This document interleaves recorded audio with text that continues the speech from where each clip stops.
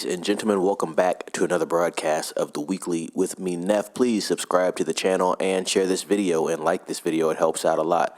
Wanted to talk a little bit about Return to Silent Hill. I watched that film this weekend in theater.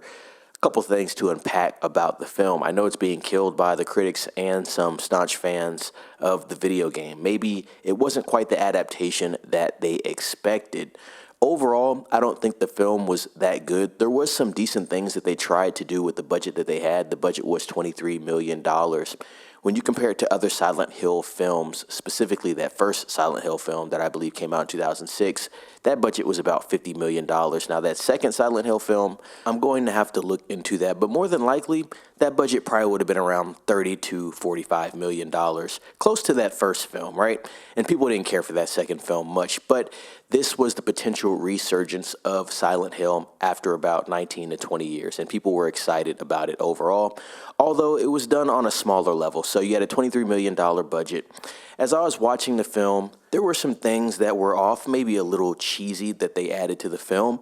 There were some events that took place that, when I look back in retrospect, comparing the film to the Silent Hill 2 remake, right, or remaster, whatever you'd like to call it, and the original game itself that released in 2001, there were some differences. There were some arrangement differences. And when I say arrangement differences, I'm talking about events that take place in the video game compared to the film itself. So you had that. Obviously, you had some characters that looked a little different than they did in the video game. The film actually added some things to me that made the film a little more interesting than the video game. Obviously, when you're looking at a video game that takes about 10 hours to actually play through, and you're condensing it into a film adaptation, you're not going to be able to take every little thing from the video game and put it into the film. So there were some things that were missing, but there was also some things in regards to James' mental state. It was a lot of psychological things added that I thought gave the film a little more dimension. I think some people don't like those differences. They want it to be specifically just like the video game. And in my opinion, after watching the walkthroughs, even from that 2001 game, and like I said, that remake, in my opinion, the film was a little better than the video game. I think people should take a step back and actually look at, is the Silent Hill 2 video game, because that's really what this film was based on mostly, is the Silent Hill 2 video game that good of a game, to be quite honest? And is it good enough to actually adapt into a film? I did like the details on some of the monsters. There were some monsters that they pulled directly from the video game. It's always cool to see Pyramid Head return in the film. I thought Pyramid Head looked pretty good. There were some different monsters, like I said, that were completely different from the video game. I think some of the CG work could have been done a little better, but they're working with a $23 million budget. I do think there were some big ideas that they wanted to use on this film, and they just didn't have the budget to really execute them the way that they wanted to, although it didn't necessarily look that bad. The acting could have been better. The pacing could have been a lot better. There's a part in the film where you're thinking, man, I think this film's going to get to its end, and then it just continues for another 25 to 30 minutes. I thought you could have took that 25 to 30 minutes off the film. It had been a lot cleaner. Certain characters of the film enter the film later than they did in the video game.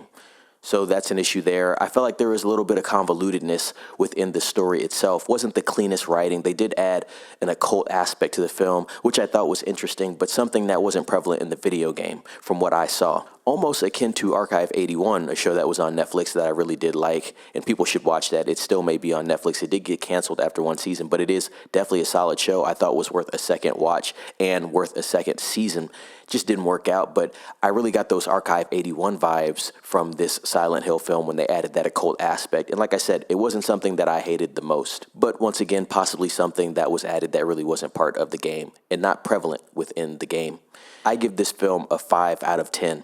Not necessarily a good score, really like an F on a grade scale that you'd have in grade school.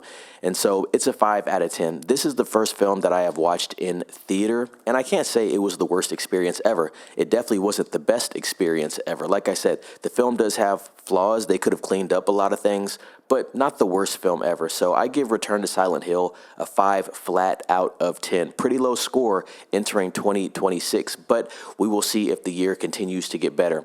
You guys know my list of most anticipated films that I want to watch this year. Definitely a high bar there, and that's going to be really hitting in the summer and towards the end of the year. So there's a lot of films we have to get through before we get to that point in time, but this was an interesting watch. I can't recommend this film. If you want to stream it, if you're into Silent Hill, the Silent Hill games, then I'd say go ahead and stream it when it's available, but I can't tell you to go spend your hard-earned money on the film. It just wasn't that good to me. Like I said, it's not the worst. There's things they did good, there's things they did bad, but as a complete package, could have been much better. Ladies and gents, did you watch Return to Silent Hill, and what did you think about the film? Comment down below. Please like this video, subscribe to the channel, ring the bell for notifications, and stay tuned for the next video from me, Neff. Be safe. It's Neff signing off.